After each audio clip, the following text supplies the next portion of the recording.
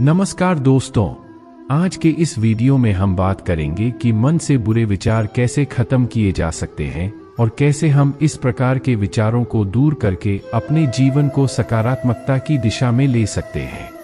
और इसे हम कृष्ण भगवान के उपदेशों के माध्यम से जानेंगे। कृष्ण भगवान ने गीता में अनेकों बार मन के विषय में चर्चा की है। उन्होंने समझाया कि मन ही हमारे विचारों का मूल है। मन के उदय से ही विचारों का उदय होता है, और जब हमारे विचार ठीक नहीं होते तो हम अनेक प्रकार के बुरे विचारों में पड़ जाते हैं। कृष्ण भगवान का कहना है कि मन को शांति में रखना हमारी जिम्मेदारी है। एक शांत मन ही सकारात्मकता की दिशा में हमें ले जाता है।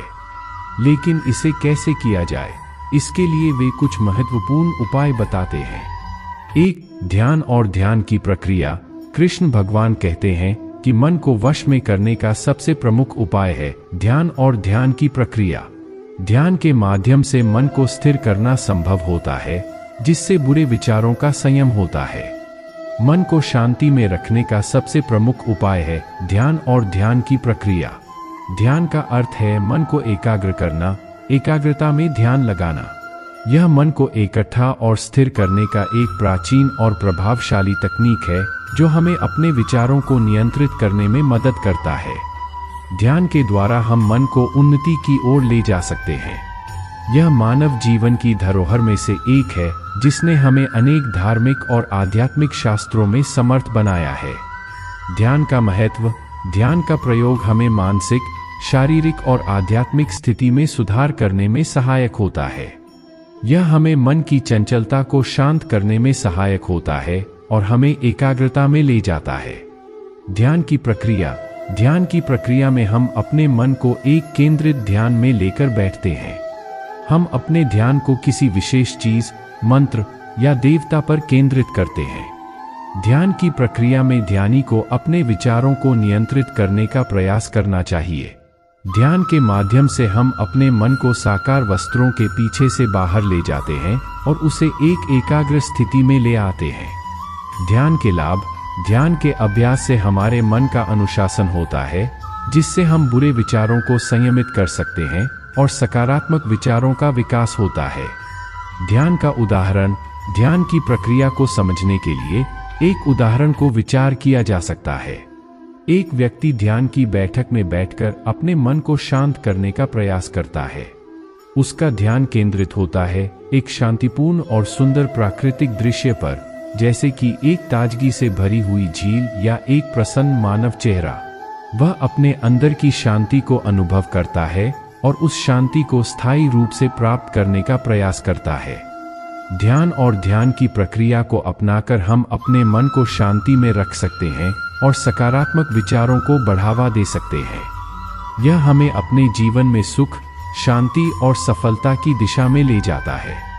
ध्यान की प्रक्रिया को अपनाने के लिए हमें नियमित अभ्यास की आवश्यकता होती है और इसे अपने जीवन का हिस्सा बनाने के लिए हमें निरंतर प्रयास करते रहना चाहिए।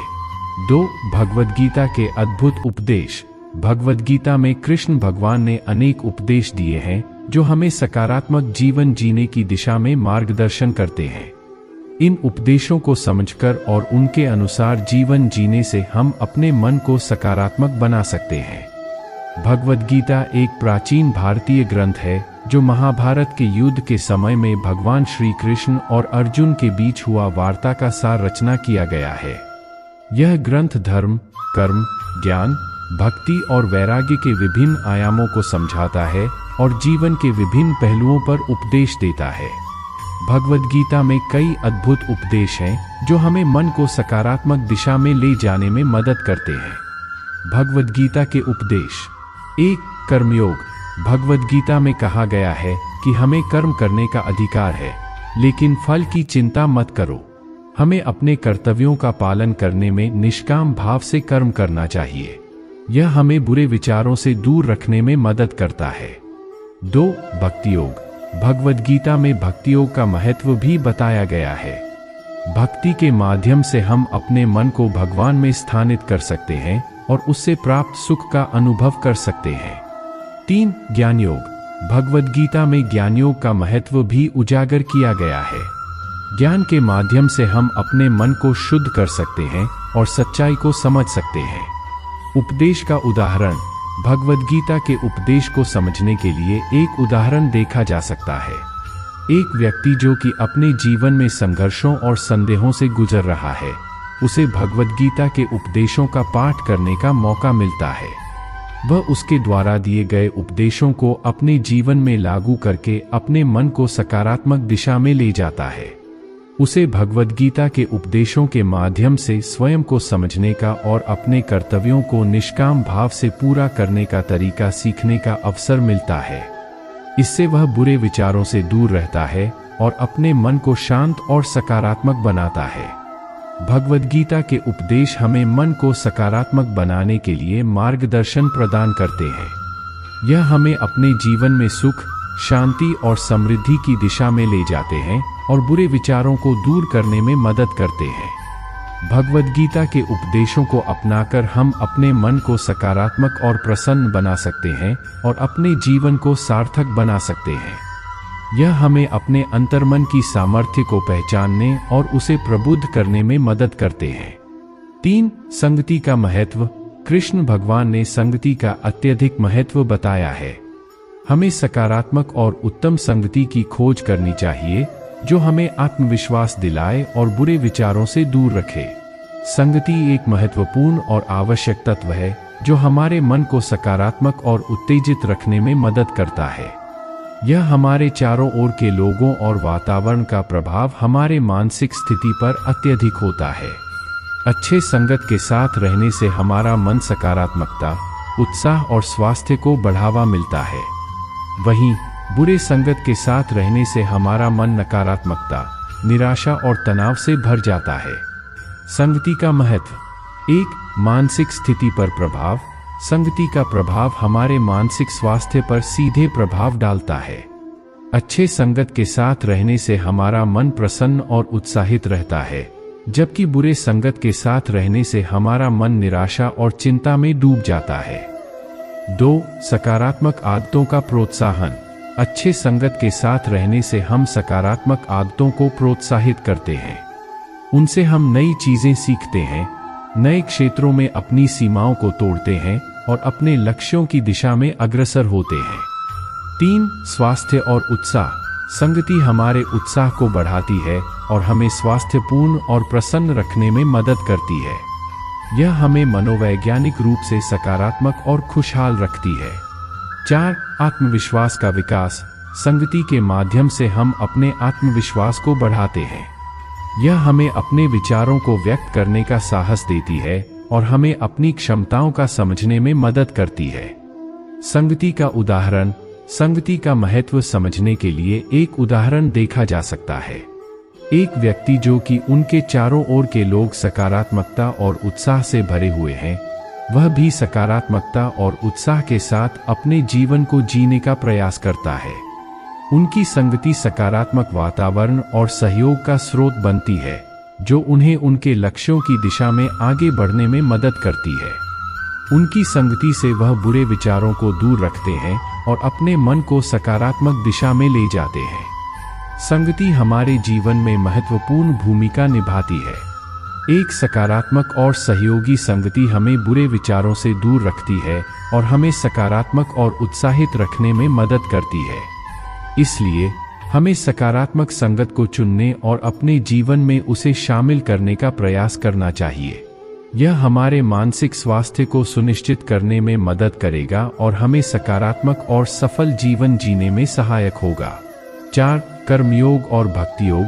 कृष्ण भगवान ने कर्मयोग और भक्ति योग को भी मन को शांति में लाने का मार्ग बताया है। कर्मयोग के माध्यम से हम अपने कर्तव्यों को निष्काम भाव से करते हैं और भक्ति योग के माध्यम से हम भगवान में श्रद्धा और भक्ति का अनुभव करते हैं। कर्मयोग और भक्ति योग दोनों ही भगवद गीता में प्रमुख योगों में से हैं, जो हमें मन को सकारात्मक और उत्साहित बनाने में मदद करते हैं। ये योग अलग अलग ढंग से काम करते हैं, लेकिन उनका लक्ष्य एक ही है, मन को शुद्ध करना और आत्मानुभूति को प्राप्त करना। कर्मयोग। कर्मयोग का अर्थ है कर्मों में निष्काम भाव से योग। इस योग में हमें कर्म करते रहने का आदेश दिया गया है, लेकिन उसके फल की चिंता नहीं करनी चाहिए। हमें अपने कर्मों को ईश्वर को समर्पित करना चाहिए और फल का आकलन नहीं करना चाहिए। इसका मकसद है कर्मों के माध्यम से मन को शुद्ध करना और आत्मानुभूति को प्राप्त करना। एक उदाहरण के रूप में, एक व्यक्ति जो दिन भर अपने कर्मों में निरंतर लगा रहता है, लेकिन उसके मन में फल की चिंता नहीं होती है। वह अपने कर्मों को ईश्वर को समर्पित करता है और निष्काम भाव से कार्य करता है। इससे उसका मन शांत और स्थिर रहता है और उसे अपने कर्मों में संपूर्ण आत्मसमर्पण मिलता है। भक्ति योग का अर्थ है भगवान के प्रति भक्ति और समर्पण। इस योग में हमें भगवान के प्रति प्रेम, भक्ति और समर्पण के माध्यम से मन को शुद्ध करने का आदेश दिया गया है। भक्ति योग के अनुयायी अपने मन को भगवान में विलीन करते हैं और उसके प्रति प्रेम और आत्मसमर्पण का अनुभव करते हैं। भक्ति योग के उदाहरण के रूप में, एक व्यक्ति जो भगवान के प्रति भक्ति में लगा हुआ है, उसका मन सदैव भगवान के चरणों में ही रहता है। वह भगवान के नाम का जाप करता है, पूजा अर्चना करता है और उसकी सेवा में लगा रहता है। इससे उसका मन भगवान की ओर एकाग्र होता है और उसे भगवान के प्रति प्रेम और आत्मसमर्पण का अनुभव होता है। कर्मयोग और भक्ति योग दोनों ही योग हमें मन को सकारात्मक और उत्साहित बनाने में मदद करते हैं।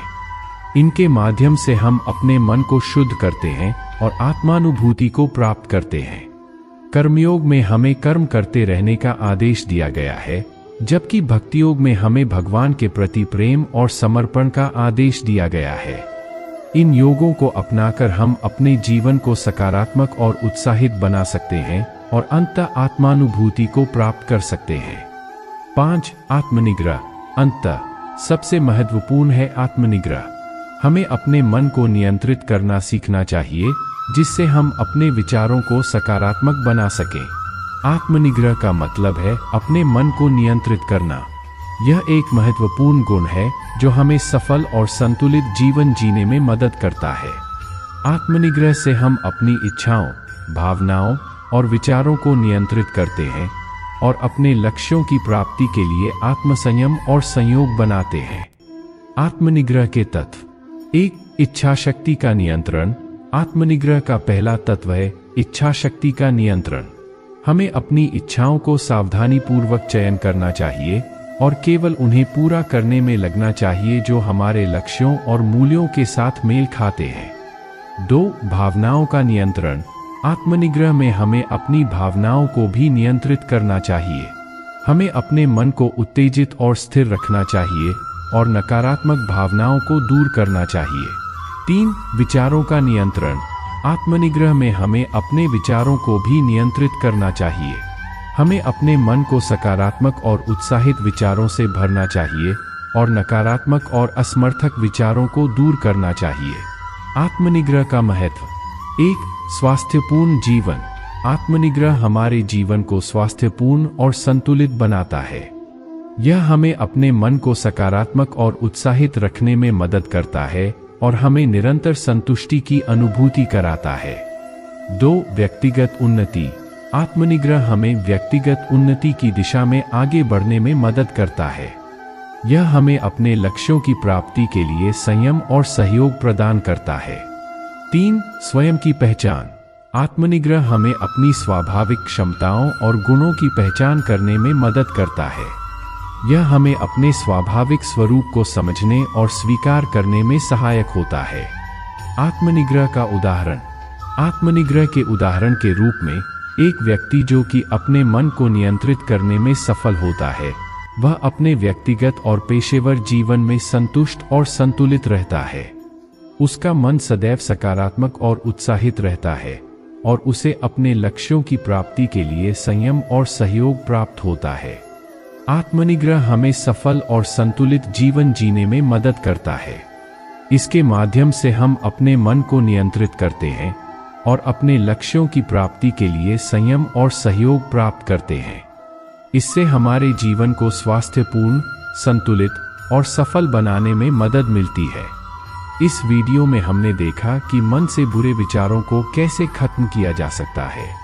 कृष्ण भगवान के उपदेशों के माध्यम से हमें अपने मन को सकारात्मक बनाने का मार्ग प्राप्त होता है। यदि हम उन उपायों को अपनाते हैं तो हम अपने मन को शांति में ला सकते हैं और खुशहाल जीवन जी सकते हैं। अगर आपको यह वीडियो पसंद आया हो तो कृपया हमारे चैनल को सब्सक्राइब करें और इसे अपने दोस्तों के साथ साझा करें।